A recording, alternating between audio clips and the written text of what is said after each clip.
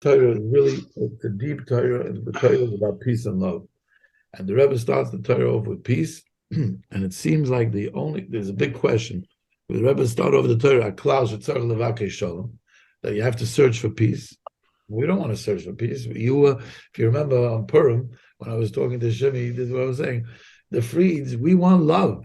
What do you mean? Tell me about love. The Rebbe is telling you that the only way to achieve love is through peace. And the Rebbe explains the mechanics, because really the ultimate goal of looking and searching for peace is to come to the real unconditional love, the love that we can't even attain, we can't even imagine the love, because it's the love that a father has to a child even before the child is a thought, which we can't understand that kind of a love. That's a love that's called Ava Shabbadas, which the HaKadosh Baruch Hu had before he created the world. Since he created the world for us, for Klal Yisrael, the love that we had is the in-between love, the Rebbe says, that's in between us and HaKadosh Baruch Hu, is a love that's a person cannot ever understand that kind of love. Yet we can, the Rebbe is telling us how we can achieve that love in this world, even though we can't understand it, because the Eibishter loves us. So the Rebbe's mechanics is to go through the way of peace in order to get to love. The Rebbe starts over the Torah and the Sif Aleph, and he tells us that the klal is that your whole life's mission is to search for peace. And when you search for peace, what does searching for peace mean? Searching for peace between Klal Yisrael, between others, searching for peace in your midoisov, and he explains what does it mean midos. What does a person's midos mean? The person has characteristic behaviors and attributes that he's given from the day he's born. So some people have, and what are these attributes? They're all really sourced in rooted in the 7 midos of what we know as the 7 out of 10 midos that are chesed, gevura, tiferes, netzach, hod, yesod, malchus. Those are called the 7 midos in Kabbalah. It's called the Erampin, which really we understand it as kindness and strength and consistency and glory and the foundation, which is the bris, and malchus, which represents the kingdom of Hashem. So these are all the 7 attributes that every one of us and everything in the Bria consists of these 7 attributes. So when we talk about midoisov, everybody has an imbalance and a conflict internally between his midas, because really everybody, the way he behaves is really all rooted in these midas. A person who gets angry all the time is using the midas agvura in an unbalanced way. The midas of a person are what are the components really that emotionally and spiritually and even physically make up that person. So the Rebbe is telling you a person has to find balance. And how does a person find balance in his midas when they're conflicting? Because be'etzem, kindness and strength are conflicting. The midas ha'gevura, the midas ha'chesed is a really conflicting midah. That's the internal midah. But if a person finds the balance, what does it mean he finds the balance? He accepts his negativity. He accepts where his anger is raging, even though that means his gevura is more than his chesed, more than his kindness. So that conflict means he has to find peace. He has to make peace with it. How does he make peace with it? With acceptance. Well, how does he make acceptance? How is a person able to accept his negativity? Can someone love your negativity? No. You can accept your negativity. How does one accept his negativity? When he understands that this unbalance that he has, this urge that he has to get angry is really coming from Hashem. It's not coming, what do we tend to do? We tend to blame. We look for people to blame, or situations to blame, or self to blame. Says the Rebbe, no, don't look to blame your wife. Don't look to blame the situation. Don't even look to blame yourself.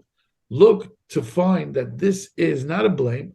This is a message from Hashem. When you feel this feeling of taiva, of anger, of failure, of rejection, of any kind of negativity, and you want to run away from that feeling, don't run away from it.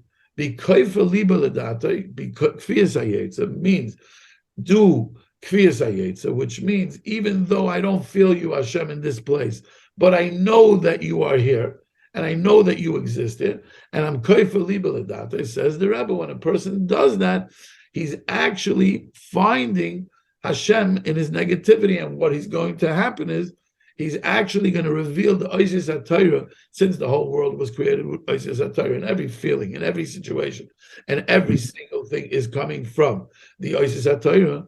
There are hidden, but these Oisis HaTorah are layered, and they're hidden within every situation, within every behavior, within every person.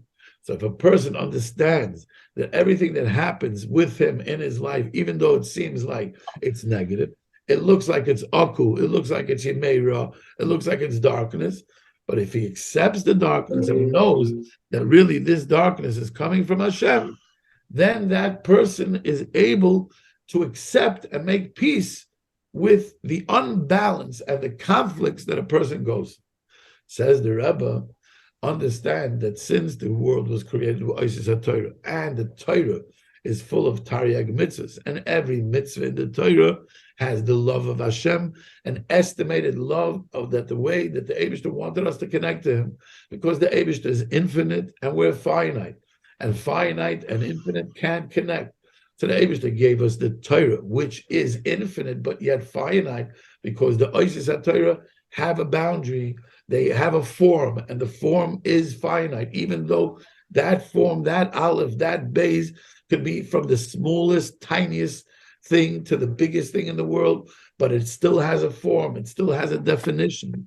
So the Oisis HaTorah are really the way that we connect to Hashem. And in these Oisis HaTorah, Hashem put His love in there, that the love that He had for us, so that we can use that as a tool to connect. So when a person is searching for peace, and he finds, looking for the balance, to find the place, even in the negativity, even the Yemeirah, he's not saying, okay, I'm going to wait for the day to pass, and I'm going to wait for a better day. No, he's looking in the Yemeirah, and he's looking for Hashem in his Yemeirah, in his negativity. My wife pissed me off.